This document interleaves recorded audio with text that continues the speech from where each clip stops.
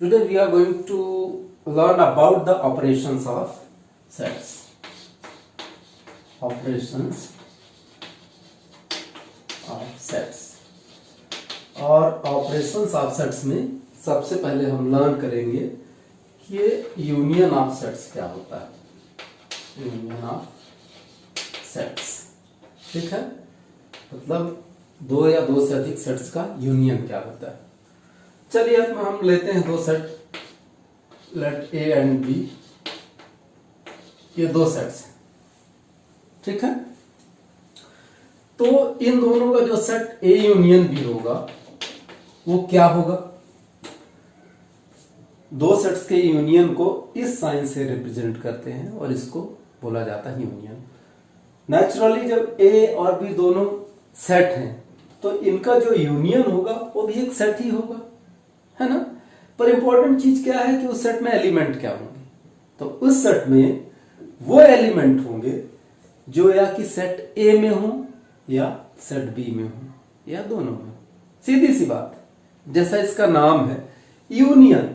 एक सेट मैंने ए लिया, उसमें कुछ एलिमेंट्स होंगे, एक दूसरा सेट लिया बी, उसमें कुछ एलिमेंट्स होंगे. दोनों के एलिमेंट्स को मिला दो. यूनियन का मीनिंग क्या होता है? What is the meaning of union? Union mean mixed two sets. बस शर्त ये है, ध्यान ये रखना है कि जो एलिमेंट्स दोनों सेट में रिपीट होते हैं उनको एक ही बार लेना है. Okay, so if A and B are two sets then the union of these two sets will be represented by A union B. ठीक है. और इस ए यूनियन बी में क्या कौन से एलिमेंट्स होंगे? इसमें होंगे all those elements which are in either set A or set B. सीधी सी बात कि अगर दो सेट है उनका यूनियन फाइंड आउट करने जा रहे हैं तो जो यूनियन बनेगा, मतलब सीधी सी बात हो, तीसरा सेट कोई बनेगा यूनियन. इन दोनों को मिलाने के बाद जो कुछ भी बनेगा तो आखिर एक सेट ही तो बनेगा, उसको हम तीसरा सेट लेते हैं. तो वो सेट क्या होगा? उस सेट में क्या होंगे? उस सेट में ऑल दोज एलिमेंट्स होंगे विच आर इन आइदर ए में होंगे या बी में होंगे. ठीक है, या दोनों में. ठीक, सीधी सी बात है. अगर ए में है तो भी यूनियन में आएगा, बी में है तो भी यूनियन में आएगा, दोनों में है तो यूनियन में तो आएगा ही आएगा. ठीक है. मैथमेटिकली इसको ऐसे रिप्रेजेंट किया जाता है, A union B equals to x such that x belong होना चाहिए किसमें? ए में.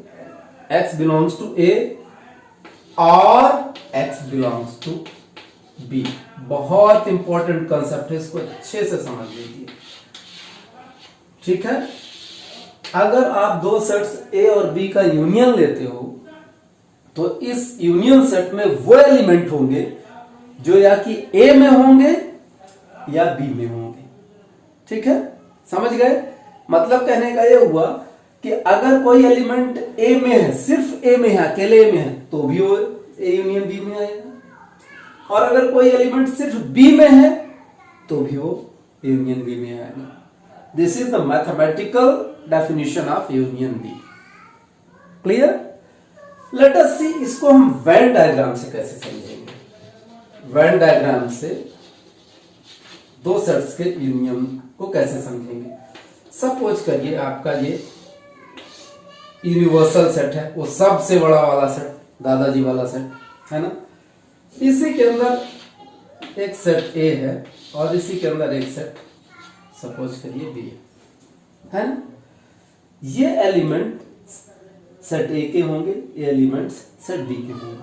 तो दोनों के यूनियन में पूरे एलिमेंट्स आ जाएंगे. कौन से आ जाएंगे?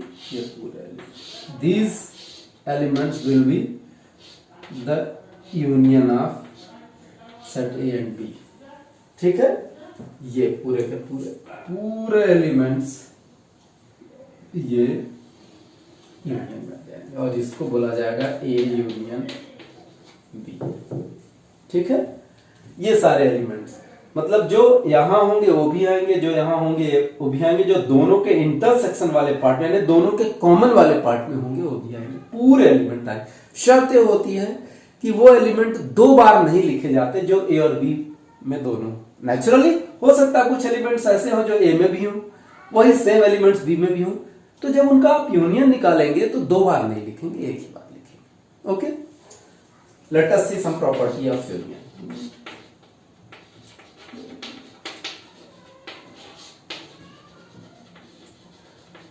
Properties of union of sets. ठीक है, if there are two sets and अगर हम उनका A union B find out करें और फिर B union A find out करें तो दोनों इक्वल होंगे and this is called commutative law. Commutative law. Okay, now let us take three sets. Suppose हमने थ्री सेट्स लिया A B and C, A union B union C find out किया, then A union B find out किया और फिर इसका सी के साथ union B find out किया, ये भी सेम होगा, ये दोनों सेट्स भी सेम होंगे। क्या किया मैंने, ए बी और थ्री सेट्स लिया, यहां भी ए बी और थ्री सेट्स लिया, दोनों में फर्क क्या है, यहां पहले मैंने बी और सी का यूनियन फाइंड आउट किया और बी और सी का जो यूनियन आया उसका फिर ए के साथ यूनियन फाइंड आउट किया। इसमें डिफरेंस क्या है, यहां हमने बी और सी का पहले यूनियन फाइंड आउट किया था, यहां मैं पहले ए और बी का यूनियन फाइंड आउट कर रहा हूं और ए और बी का जो यूनियन आएगा उसका यूनियन फिर सी के साथ ले रहा हूं। ठीक है, ये दोनों सेम सेट होंगे और this is called associative rule. Associative rule. Okay, let us see, अगर कोई सेट एक ए है और उस सेट का खुद के साथ यूनियन निकाला जाए, फाइंड आउट किया जाए, इमेजिन करिए क्या होगा। कोई सेट ए है, उसमें जो भी एलिमेंट्स होंगे वही एलिमेंट्स यहां होंगे, दोनों का यूनियन निकालेंगे, सेम वही एलिमेंट आएगा, ए ही आएगा। ओके, किसी सेट ए का यूनियन किसी एम्प्टी सेट, नल सेट के साथ फाइंड आउट किया जाए तो क्या आएगा, सीधी सी बात है, सेट ए में there will be some elements in set A but there will be no element in empty set. इसमें तो कोई एलिमेंट होगा नहीं, ये ब्लैंक सेट है, एम्प्टी सेट। तो जब दोनों का यूनियन फाइंड आउट करोगे और ये एम्प्टी है तो क्या आएगा, जो एलिमेंट्स सेट ए में होंगे वही आएगा। ठीक है, अरे सीधी सी बात है, दो फ्रेंड हैं आप, ठीक है, एक फ्रेंड के जेब में बहुत सारे पैसे हैं, दूसरा फ्रेंड कड़का है बिल्कुल, उसके जेब में कुछ भी नहीं। जब दोनों के पैसों को मिलाओगे तो उसके जेब में तो कुछ है ही नहीं, तो कुल मिला के मिलाने के बाद तो वही टोटल पैसे मिलने वाले हैं जो आपके पास है ना। सो ए यूनियन 5 > ए। ठीक है, किसी सेट ए का यूनियन फाइंड आउट किया जाए यूनिवर्सल सेट से, यू से, तो क्या आएगा, where A is the subset of this universal set. ठीक है, इस यूनिवर्सल सेट से ही बना हुआ है ये, A is the subset of this universal set. अब मैं इस ए का उस यूनिवर्सल सेट के साथ यूनियन फाइंड आउट करने जा रहा हूं, नेचुरली वो यूनिवर्सल सेट ही आ जाएगा। ठीक है, क्लियर, कहीं कोई कंफ्यूजन तो नहीं। Okay, note it down. Let us see what is the intersection of two sets. Intersection of sets. Intersection का मतलब है कि कोई ऐसा पार्ट जो दोनों सेट्स में इंटरसेक्ट करता हो, यानी दोनों सेट के साथ एक दूसरे से जुड़ता हो। ठीक है, और निश्चित तौर पर अगर आपके पास सपोज करो एक सेट ए है एंड आपके पास कोई दूसरा सेट बी है, दोनों सेट के इंटरसेक्शन को रिप्रेजेंट करते हैं ए इंटरसेक्शन बी से। This is the sign of intersection B. तो फिर भाई ये ए इंटरसेक्शन बी में क्या आएगा, नेचुरली टू सेट्स हैं, जब दोनों का आप इंटरसेक्शन फाइंड आउट करेंगे तो जो थर्ड सेट मिलेगा वो भी एक सेट ही होगा। भाई इन दोनों सेट्स का इंटरसेक्शन जो भी मिलेगा वो थर्ड चीज जो भी होगी वो भी तो एक सेट होगी। पर सवाल यह है कि उस सेट में एलिमेंट्स कौन कौन से होंगे, कौन से एलिमेंट होंगे।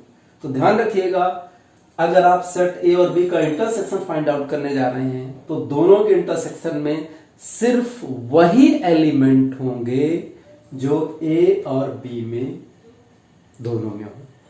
ठीक है, जो ए और बी दोनों में हो, मतलब common elements.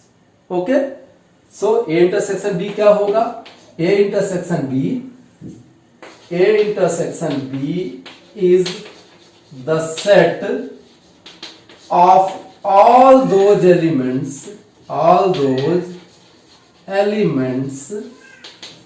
which are in set A and set B। सबसे इंपॉर्टेंट चीज, ए इंटरसेक्शन बी में वही एलिमेंट होंगे सिर्फ जो सेट ए में भी हो और सेट बी में भी हो। मींस जो बोथ सेट्स में एलिमेंट हो, मतलब सीधी सी बात है, दोनों के common elements.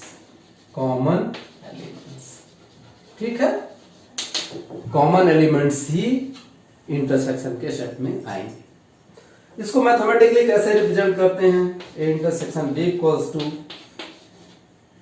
X such that x belong करना चाहिए सेट ए में एंड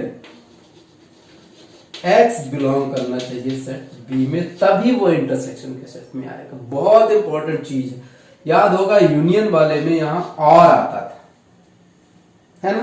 बहुत अच्छे से समझ लीजिए, अगर कोई एलिमेंट सेट ए में भी है एंड सेट बी में भी है, तभी वो यूनियन में आएगा, सॉरी इंटरसेक्शन में आएगा, है ना? इंटरसेक्शन में आने के लिए जरूरी है कि वो दोनों सेट्स में होना चाहिए, सेट ए में भी होना चाहिए वो एलिमेंट और सेट बी में भी होना चाहिए। ठीक है, लेकिन यूनियन के लिए क्या था, याद होगा? यूनियन के लिए अगर कोई एलिमेंट सिर्फ सेट ए में हो, सिर्फ सेट ए में होगा तो भी यूनियन में आ जाएगा, और सेट बी में होगा तो भी यूनियन में आ जाएगा। ठीक है, एक एग्जांपल छोटा सा लेते हैं। सपोज करिए मैंने लिया a equals to 1 2 3 4 and we have taken here another set b equals to 3 4 5 and 6. Now we want to find out the intersection of these two sets. What will be the intersection? A intersection b equals to क्या हो जाएगा? क्या कहता है इसका concept कि A intersection में वही एलिमेंट आएंगे जो सेट ए में भी होंगे और जो सेट बी में भी होंगे। तो देखिए सेट ए में क्या है 1 2 3 4, सेट बी में क्या 3 4 5 6। So these are the elements which are common in both the sets, है ना? These are the elements which are in set A as well as in set B, means these are the common elements, these are the elements which are lying in both the sets। और यही definition कहती है intersection की। तो A intersection B में क्या आएगा? 3 आएगा एंड 4 आएगा। ठीक है, क्लियर बात, कहीं कंफ्यूजन तो नहीं है? मतलब इंटरसेक्शन में वही एलिमेंट आएंगे जो दोनों में कॉमन होंगे, यूनियन में दोनों के मिला के एलिमेंट आते हैं। ठीक, चलिए इसको वेन डायग्राम में, लेट अस सी वेन डायग्राम में इसको कैसे रिप्रेजेंट करते हैं। ये हमने एक यूनिवर्सल सेट ले लिया और यूनिवर्सल सेट में this is set A and this is set B, उसके अंदर दो सेट्स हैं, दोनों का इंटरसेक्शन ये वाला बात है। इंटरसेक्शन में वही एलिमेंट्स आएंगे जो दोनों में होंगे। सीधी सी बात है, जब हमने इन दोनों का इंटरसेक्शन निकाला था तो जो 3 और 4 हैं वो यही होंगे। क्यों? क्योंकि 3 और 4 ऐसे एलिमेंट्स थे जो सेट ए में भी थे और सेट बी में भी थे। ठीक है भाई, आपने 1 2 3 4 these are the elements of set A and 3 4 5 6 3 4 5 6 these are the elements of set B। Set A में क्या है 1 2 3 4, ओके। सेट B में क्या है 3 4 5 6, but 3 and 4 these are two elements which are common in both the sets, और जो common होते हैं वही इंटरसेक्शन में आते हैं। So this part will be called A intersection B. ठीक है, okay. Let us see the property of intersection. properties of intersection of sets. First property, if there are two sets A and B and we find out the intersection of A and B, A intersection B, and again we find out the intersection of A and B like B intersection A, these both value, both the sets will be same. चाहे आप A intersection B find out करें, चाहे आप B intersection A find out करें, दोनों की value same होगी. This is called commutative law. Commutative law. Okay.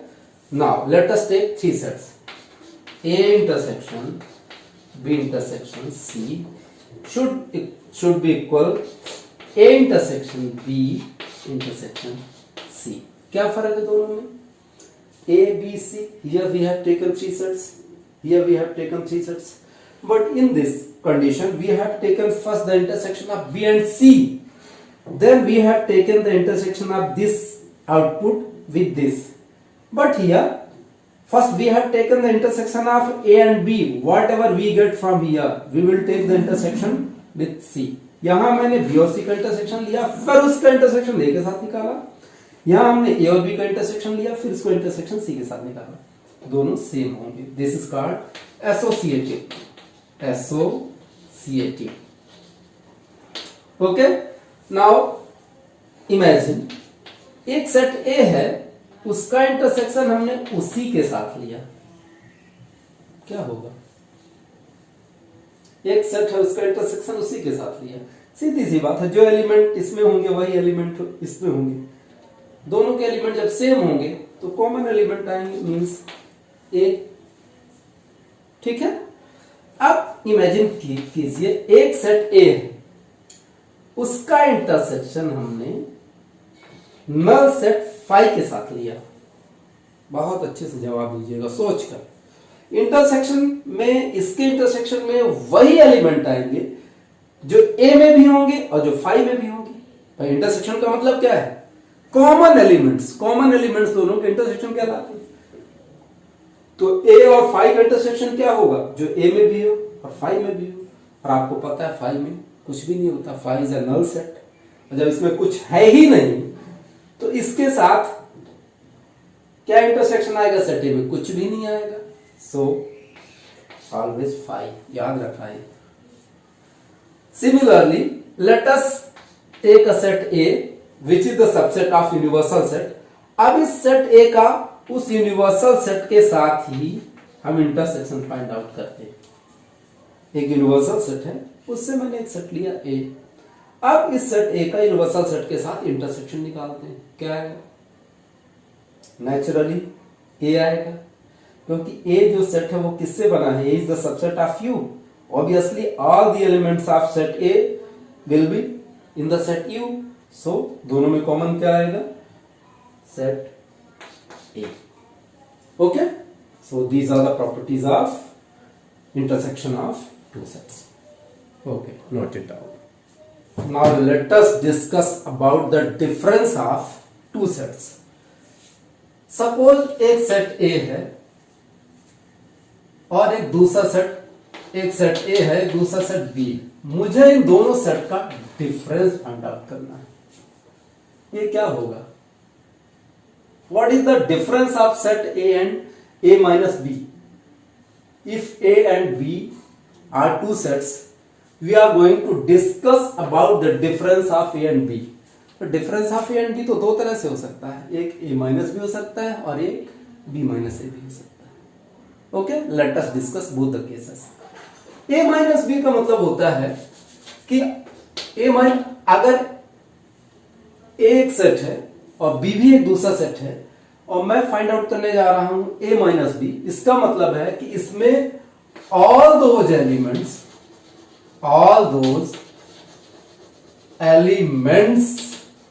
of set A, बहुत अच्छे से देखिएगा. A माइनस B में क्या आएगा? all those elements of set A which are not the elements of set B. Elements of set B. बहुत अच्छे से। If A and B are two separate sets and we are going to find out A minus B, तो A minus B में ए के वो सारे elements आएंगे जो बी में नहीं होने चाहिए। ए में तो हो, ए के वही एलिमेंट लेने हैं, ए के वही एलिमेंट लेने हैं जो ए में तो हो पर बी में नहीं होना चाहिए। ऐसा क्यों दिया? हो सकता है आपने जो सेट ए और बी लिया है, हो सकता है ए के कुछ एलिमेंट बी में भी, कॉमन भी तो हो सकते हैं दोनों में। तो जब आप ए माइनस बी निकालेंगे तो ये ए के वो सारे एलिमेंट छोड़ देंगे जो बी में। ठीक है, मैथमेटिकली इसको कैसे लिखते हैं? ए माइनस बी इक्वल्स टू क्या होगा? ए माइनस बी में क्या लेंगे? एक्स सच दैट, मतलब सेट ए माइनस बी में वो सारे एलिमेंट्स आएंगे, वो सारे एलिमेंट्स को हमने क्या नाम दिया? एक्स नाम दिया। और आगे उनको डिफाइन किया। क्या डिफाइन किया? कि ये एक्स ए में तो होना चाहिए एंड या बट ये एलिमेंट बी में नहीं होना चाहिए। मतलब वही एलिमेंट लेना जो ए में हो। All those elements of set A which belongs to A, but these elements must not belongs to set B. Okay, ठीक है। This is the mathematical definition of A minus B. ठीक है, ठीक। अब इसको, अब अच्छा आप बताइए फिर बी माइनस ए क्या होगा? सीधी सी बात, बी माइनस ए मतलब वो एलिमेंट्स जो बी में हो पर ए में ना हो। तो उसको कैसे डिफाइन करेंगे? As x such that x belongs to B and x does not belongs to A. सीधी सी बात, बी माइनस ए मतलब बी में तो हो पर वो एलिमेंट्स ए में नहीं होना चाहिए। वही एलिमेंट्स हम लेंगे। एलिमेंट्स हमें बी के ही लेने हैं पर वही एलिमेंट्स लेने हैं जो ए में नहीं होने चाहिए। यहां पर एलिमेंट्स हमें ए के ही लेने हैं माइनस बी में, पर वो एलिमेंट्स होने चाहिए जो बी में ना। ठीक है, इन दोनों केसेस को अपन वेन डायग्राम के थ्रू अच्छे से समझते हैं। आपको अच्छे से क्लियर हो जाएगा कि what is the basic difference between A minus B and B minus A. Okay, let us see. This is A and this is set B. This is universal set. अच्छे से देखिएगा, ए माइनस बी का मतलब होगा कि ए के सारे element ले लो, सारे ले लो, किसको छोड़ दो? जो बी में ना हो। ठीक है, जो बी में नहीं होना चाहिए, यानी बी के एलिमेंट, सीधी सी बात है, बी के एलिमेंट छोड़ देना। तो अच्छे से देखिए आपका बी कहां से है? ये बी है, this is B, this is B. तो आपको ये बी के सारे एलिमेंट छोड़ देना है। बी के वो एलिमेंट, बी के सारे एलिमेंट छोड़ देना है, बल्कि इस चक्कर में ए के वो एलिमेंट भी छूट जाएंगे जो बी में चले गए हैं। बी में भी शामिल है, दोनों में कॉमन ए और बी में। ठीक है, पर चूंकि वो एलिमेंट तो ए के भी है पर बी में चले गए इसलिए छूट जाएंगे। मतलब ए माइनस बी का मतलब सिर्फ ये होगा, आपको सिर्फ ये लेना। This is A minus B. Okay, now let us see what is B minus A. This is A, this is B, this is universal set. What is B minus A? B minus A का मतलब हुआ कि B minus A में आपको सारे element B के ही लेने हैं। किसके लेने हैं? इसके ही लेने हैं, लेकिन इसमें से वो एलिमेंट छोड़ देने हैं जो A में चले गए। ये A के ये सारे के सारे एलिमेंट छूट जाएंगे। इवन इस चक्कर में बी के वो एलिमेंट भी छूट जाएंगे जो ए में है। तो एलिमेंट वो बी के भी, लेकिन चूंकि वो ए में भी हैं, कॉमन है, इसलिए इवन इनको भी छोड़ देंगे। तो बी माइनस ए का मतलब ये होगा। ठीक है, ठीक है, this is B minus A. अच्छे से देखिए, this is A minus B, this is B minus A. और बहुत अच्छे से देखिए तीन चीजें।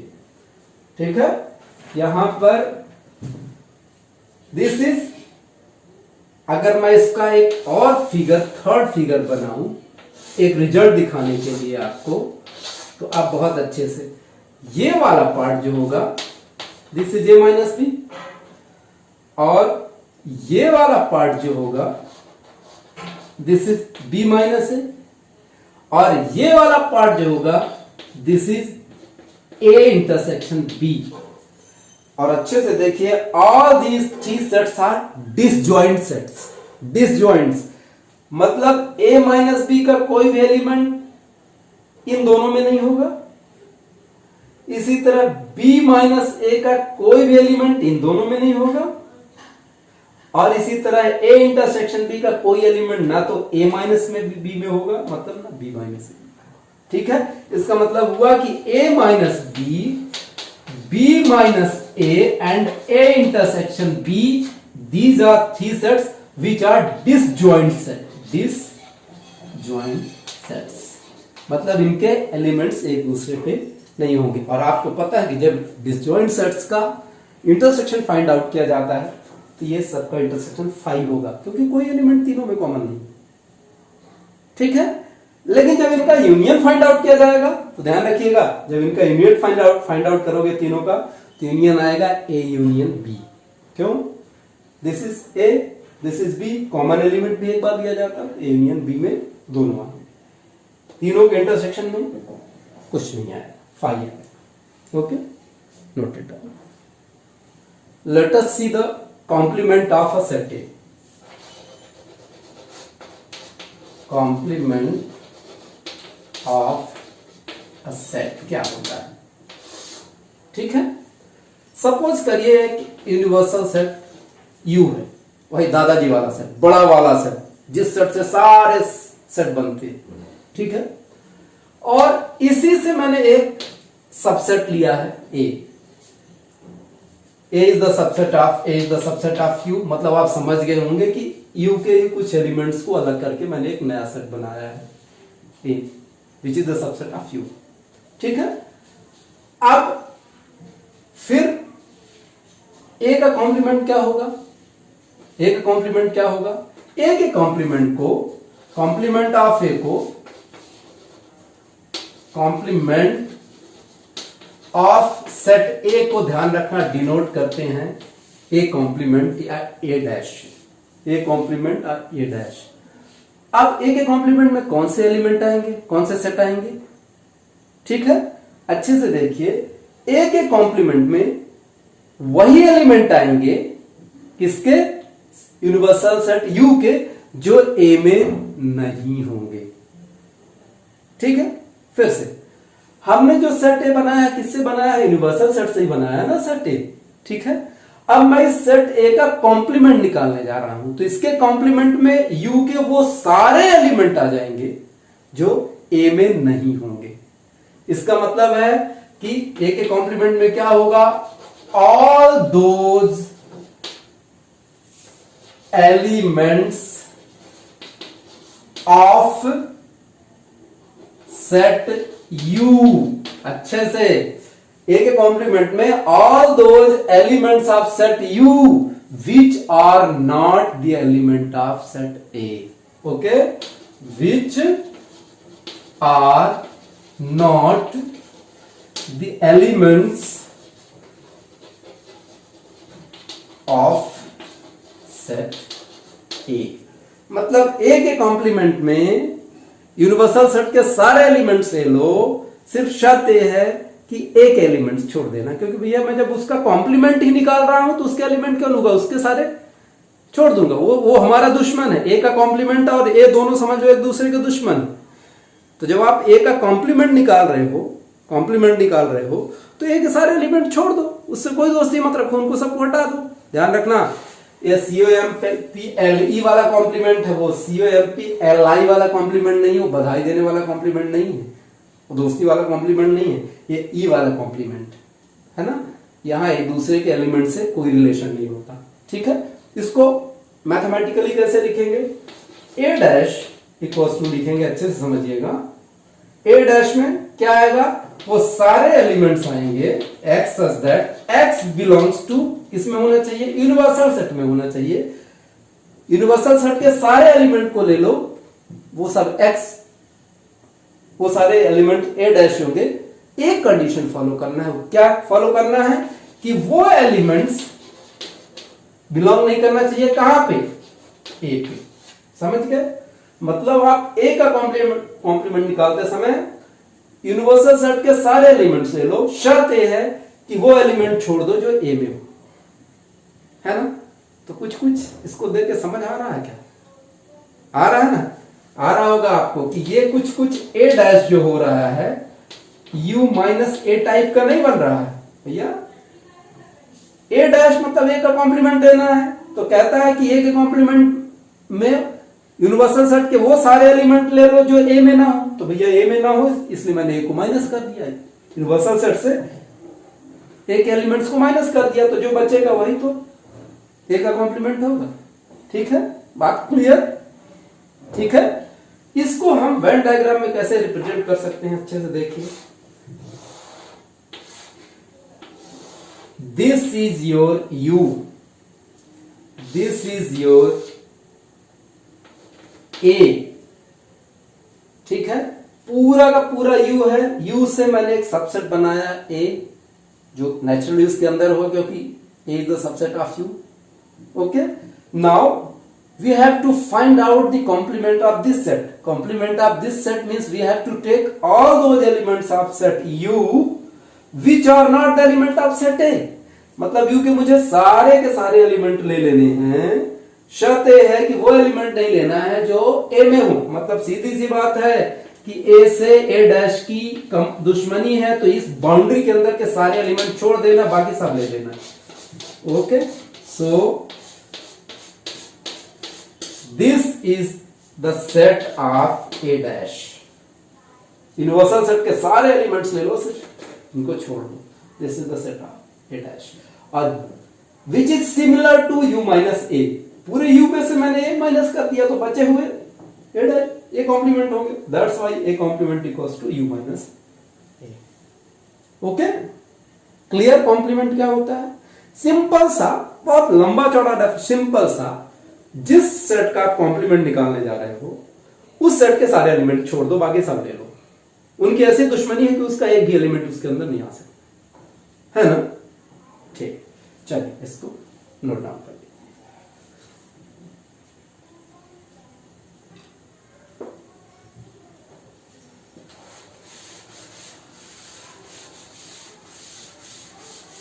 चलिए आप कुछ let us see the properties of complement set.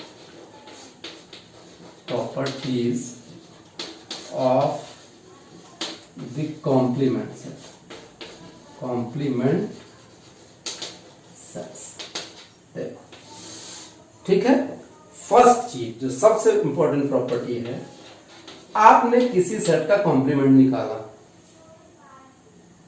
फिर से कॉम्प्लीमेंट का कॉम्प्लीमेंट निकाला, तो ये सेट हमेशा अपने ओरिजिनल सेट के इक्वल होगा। ठीक है, ये बात क्लियर हो रही है? ठीक। सेकंड एक लेता हूं, एक सेट मैंने ए लिया, इसका कॉम्प्लीमेंट है ए डैश या ए कॉम्प्लीमेंट। अगर इन दोनों का यूनियन ले लिया जाए, अच्छे से देखिए, मैंने एक सेट ए लिया,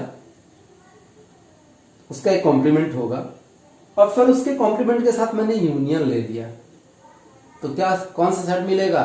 ये वही यूनिवर्सल सेट मिलेगा जिससे आपने ए को बनाया है, दैट इज यू।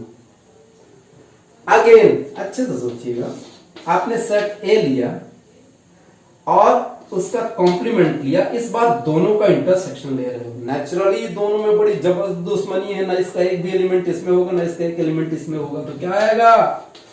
5। ठीक है, ठीक, क्लियर? अब दो बहुत इंपॉर्टेंट रूल मैं बताने जा रहा हूं। अगर आपने ए और बी दो सेट लिया, दोनों का यूनियन निकाला और दोनों का कॉम्प्लीमेंट लिया, ये इक्वल होगा ए के कॉम्प्लीमेंट इंटरसेक्शन बी के कॉम्प्लीमेंट। अच्छे से देखिए, आपने सेट ए और बी लिया, दोनों का यूनियन निकाला और जो यूनियन आया उसका कॉम्प्लीमेंट निकाला, ये हमेशा इक्वल होगा ए के कॉम्प्लीमेंट इंटरसेक्शन बी के complement. Okay, again another rule like this, आपने ए और बी दो सेट लिया, दोनों का इंटरसेक्शन फाइंड आउट किया, दोनों का कॉम्प्लीमेंट निकाला, ए कॉम्प्लीमेंट हमेशा इक्वल होगा ए का कॉम्प्लीमेंट यूनियन बी का कॉम्प्लीमेंट, और ये दोनों रूल कहलाते हैं, these are called De Morgan's rule, De Morgan's rule. Okay, ठीक है, these are the De Morgan's rule. Okay. Now let us take some daily life problem which are related to intersection and union of sets. ठीक है, कुछ ऐसे question लेते हैं और उनके लिए एक फॉर्मूला जनरेट करते हैं जो इंटरसेक्शन और यूनियन से रिलेटेड हो। सपोज अभी आपने एक कंसेप्ट बड़ा अच्छे से देखो, पहले उसको देख ले अपन कि एक यूनिवर्सल सेट है और यहाँ पर this is set A, this is set B, this is set A, this is set B. So ये वाला पार्ट जो होगा आपको पता है this is A minus B, और ये वाला पार्ट जो होगा इधर वाला ये this is B minus A, and this part is A intersection B, है ना।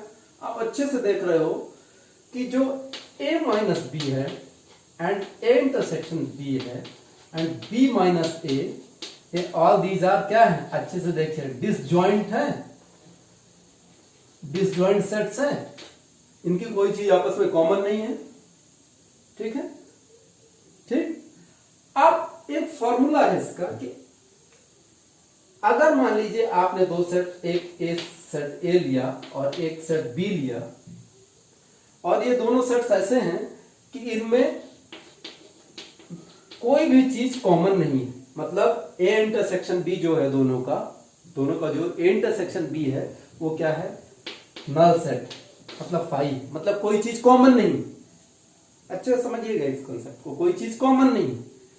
ठीक है, तो अगर फिर मैं इनका ए यूनियन बी निकालूं, ऐसे सेट्स का ए यूनियन बी निकालूं, तो क्या होगा, कोई चीज जो ए यूनियन बी में आ रही है तो या कि वो सेट ए में होगी तो यूनियन में आएगी, या कि सेट बी में होगी तो यूनियन में आएगी। ये कंसेप्ट समझ आया कि दो सेट हमने लिया, set A and B, these are two set selected in such a way that A intersection B equals to 5, means nothing is common in both the sets, that's why intersection of both the sets is empty set, है ना।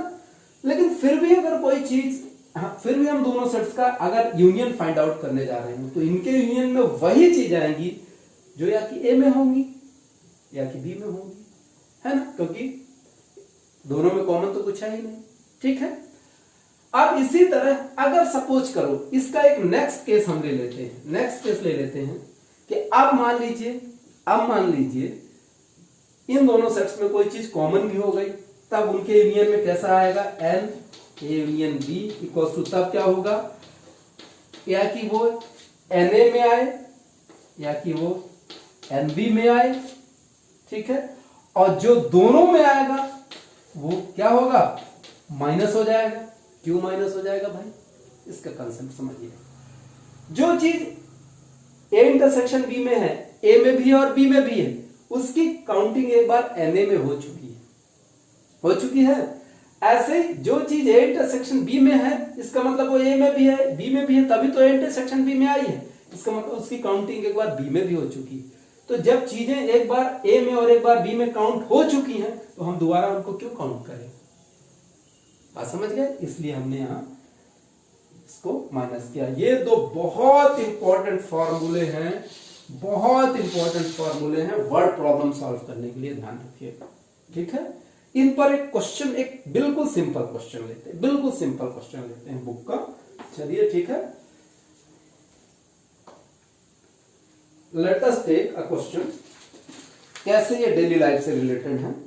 The question is that, okay, in a group there are 400 people, total कितने people है, 400 people,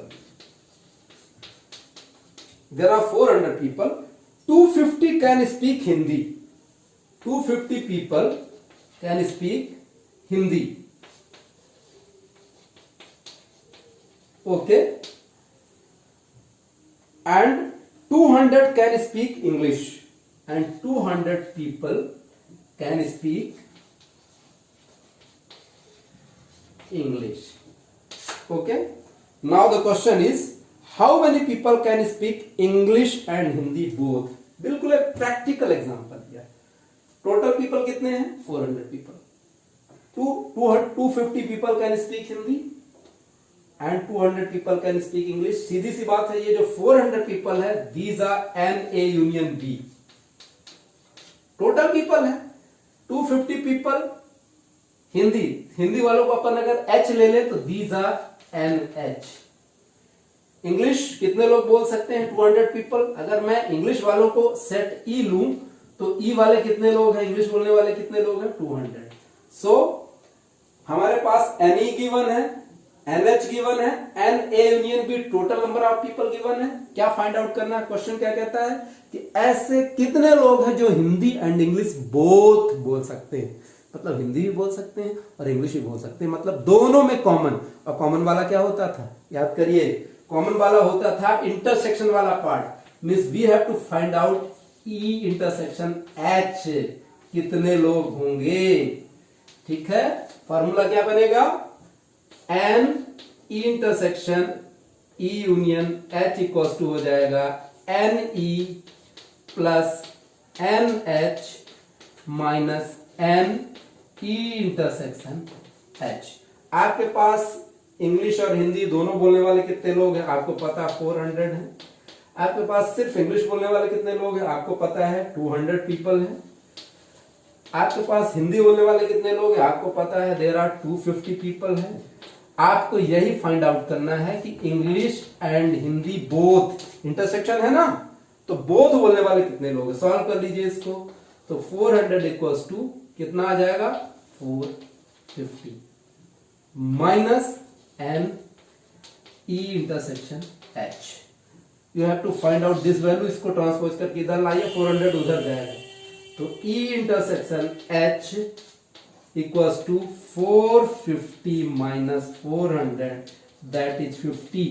means there are 50 people who can speak English and Hindi both the languages.